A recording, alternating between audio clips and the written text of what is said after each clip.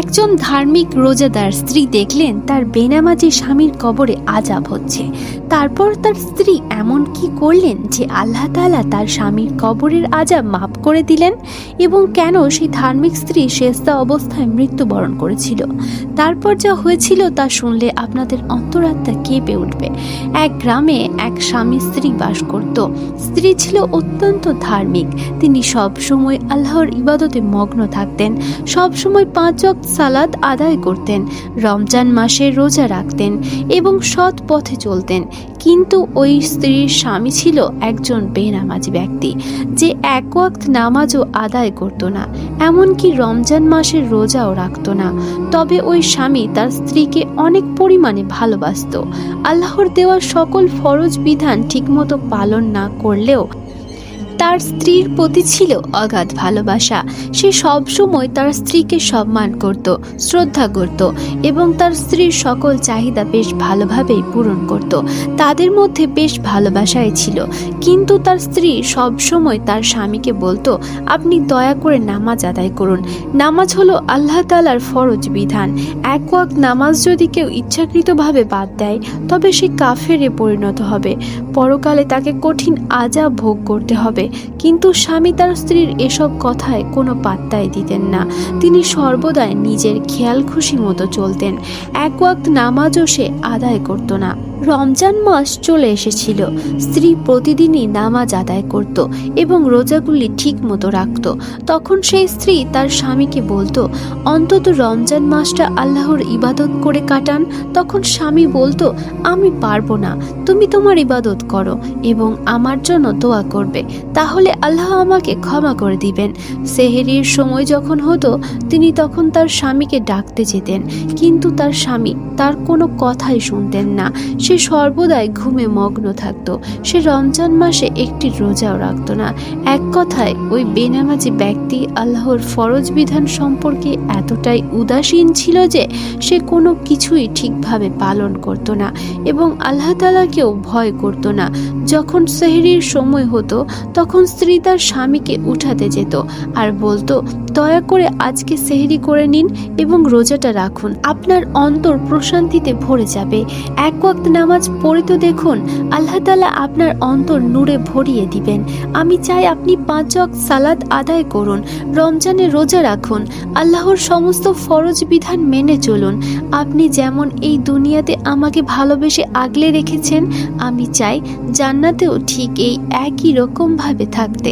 সেজন্য আপনাকে আল্লাহর ইবাদত করতে হবে। দয়া করে আপনি নামাজ আদায় করুন, রমজানের রোজাগুলো রাখুন। কিন্তু ওই বেনামাজি স্বামী তার স্ত্রীর কোনো কথাই রাখত না। স্ত্রীর সমস্ত চাহিদা সে সঠিক মতো পালন করলেও নামাজ, রোজা এবং আল্লাহ তাআলার ফরজ বিধানগুলো সম্পর্কে সে ছিল বড়ই উদাসীন।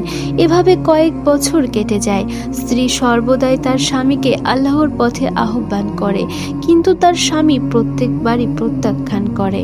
এভাবেই বছরের পর বছর চলে যায়। একটা সময় সেই স্বামী খুবই অসুস্থ হয়ে পড়ে এবং একদিন সেই দুনিয়া ছেড়ে চলে যায়। তারপর যখন তাকে কবরে রাখা হয়, ঠিক সেই রাতে স্ত্রী স্বপ্নে দেখেন তার স্বামী তাকে ডেকে বলছে, হে আমার প্রিয় স্ত্রী, আমি কবরে খুবই কষ্টে আছি। দুনিয়াতে থাকতে তুমি ঠিকই বলতে, যার যা আমল সেই আমলই তাকে রক্ষা করবে কবরের আযাব থেকে। আমি যদি তখন তোমার কথা শুনতাম তাহলে আজ আল্লাহ তাআলা আমাকে কবরে এত শাস্তি দিতেন না। এমন স্বপ্ন দেখে স্ত্রী খুবই ঘাবড়ে যায় এবং আল্লাহ তাআলার কাছে দোয়া করতে থাকে। এর পরের দিনও স্ত্রী একই স্বপ্ন দেখতে থাকে। তার স্বামী স্বপ্নে এসে বলতে থাকে যে আমি কবরের মধ্যে খুবই খারাপ অবস্থায় আছি।